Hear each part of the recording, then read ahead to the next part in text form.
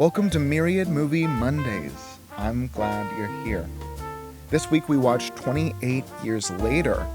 What'd you think? When going into any movie for the first time, I imagine most of us have the same question running through our head. Am I gonna like this or not? For 28 Years Later, I had the same question, but this time phrased a little differently. Is this one going to be more like the first installment or more like the second? Well, after having watched it not once, but twice, I now have my answer. Drumroll, please.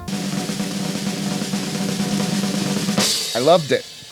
Not only do I think it is as good as the first movie, I think it might even be better. That is a big claim, I know, and really all I mean by that is that I think I like what this movie is doing even more than the first one. But surprisingly, it's gotten a somewhat mixed response. What I noticed most watching this the second time was just all the different contrasts. The most notable was probably the contrast between beauty and horror, life and death. This is a zombie movie, but it mostly takes place in very pretty pastoral locations, so we're constantly jumping back and forth between horrifying violence and rot, and then these beautiful, sweeping landscapes. And we see this contrast also in the cinematography.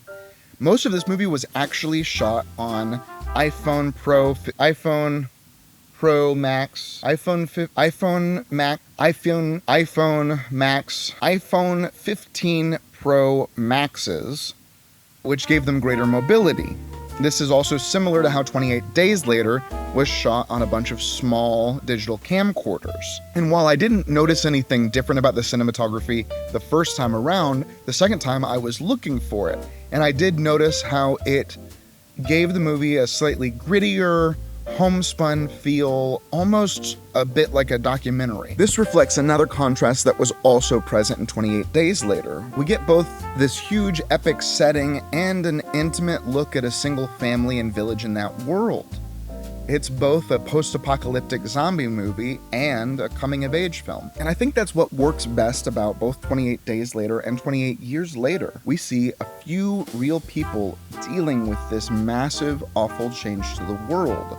It manages to feel both epic in scope and intimate at the same time, which is really difficult to pull off. In their world, growing up means coming to terms with death early on. In the first act, Spike is learning how to kill so that he can survive. In the second act, Spike is applying those skills to keep both himself and his mother alive. In the third act, Spike has to come to terms with the fact that his mother is going to die anyway. Not because of the apocalypse, but because she's sick and would have died regardless. Memento mori.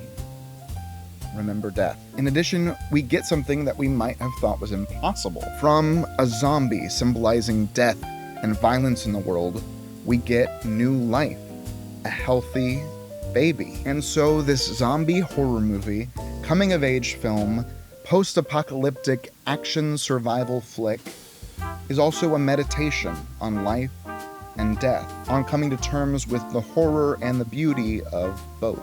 I really loved this movie. All the actors turn in stellar performances, the plot and dialogue are really well written, the cinematography is phenomenal, delivering on both the twitchy, tense action scenes and the sweeping rural journey. And while it's not scientific proof by any means, both movies, directed by Danny Boyle and written by Alex Garland, were great, and the one that they only produced was lacking. It seems that they are able to create something special together. The next one, coming out this Friday, was written by Alex Garland, but was directed by Nita Costa, with Danny Boyle going back to a producer role. So I'm hopeful, but unsure how it will turn out. There are some of my thoughts, but how about you? I know that there are a lot of people who love 28 Weeks Later, and there are plenty who didn't enjoy 28 Years Later, so there are probably a lot of people watching right now who totally disagree with me. So which is your favorite movie in the franchise so far, and what do you love about it? Let me know. Up next, we're watching The Outfit. See you then.